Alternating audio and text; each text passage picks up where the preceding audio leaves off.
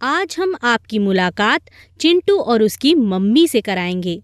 चिंटू अपनी मम्मी के साथ सामान लेने गया है। चिंटू की मम्मी चिंटू को सामान के रेट एवं उसके बिल के बारे में समझाएंगी। चिंटू और उसकी मम्मी दुकान में घर का सामान खरीद रहे हैं, जहां चिंटू की मम्मी सभी सामान का रेट चार्ट देख रही हैं और उन्होंने चॉकलेट, ब्रेड, दूध और मैगी अपने बास्केट में रख लिया है। मम्मी प्लीज मुझे एक बॉल दिला दीजिए।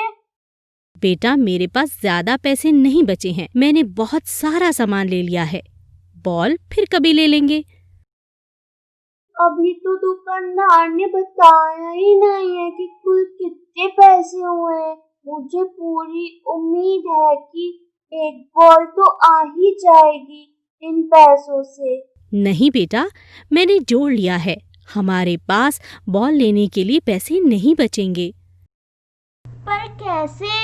ये तो दुकानदार बताएगा ना कितने पैसे देने हैं। ये देखो चिंटू, जो भी सामान यहाँ रखा है उसके नीचे उसका रेट भी लिखा हुआ है।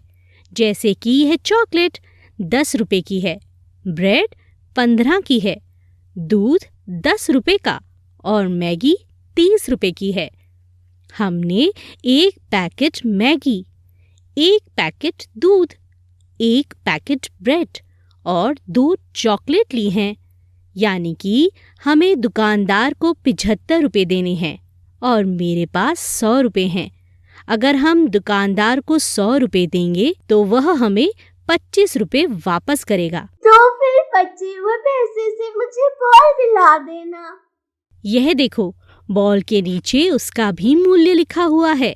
एक बॉल 35 रुपए की है और हमारे पास सिर्फ 25 रुपए बचेंगे। 25 रुपए में बॉल नहीं मिलेगा। हैं? आप इतना सब कुछ कैसे जोड़ लेती है? मैं तो ये सब कर ही नहीं सकता। आप मुझे भी बताइए जिससे कि मैं भी कैलकुलेट कर सकूं कि सामान कितने का है। अच्छा, तुम चिंता मत करो, मैं तुम्हें समझा देती हूँ।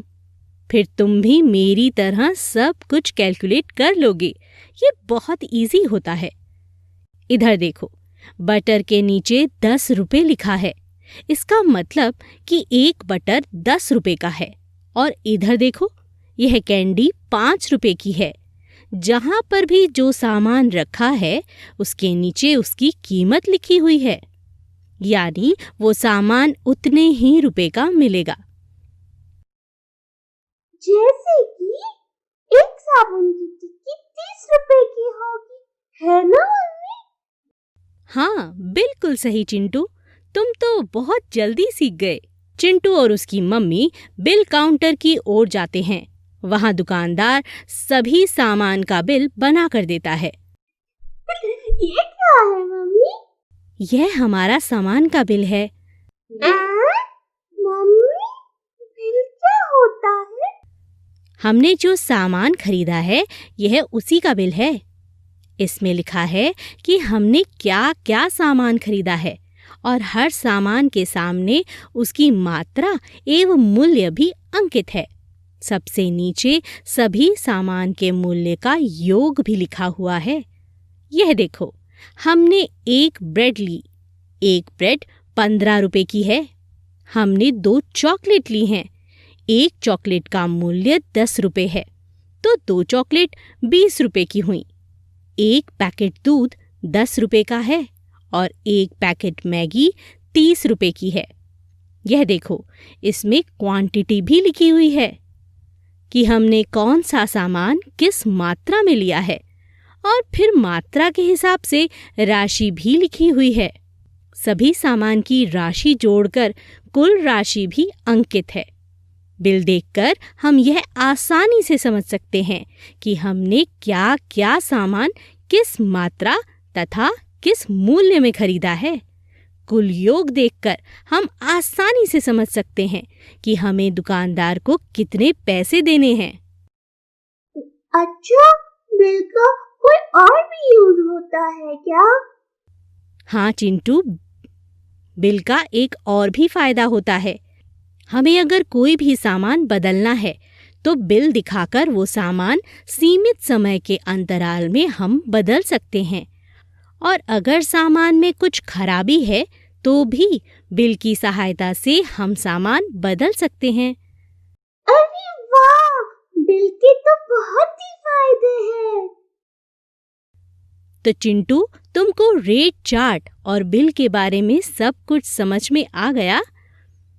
हाँ मम्मी, अब मैं कोई भी सामान आसानी से खरीद सकता हूँ क्योंकि मुझे रेट चार्ट और बिल देखना आ गया है।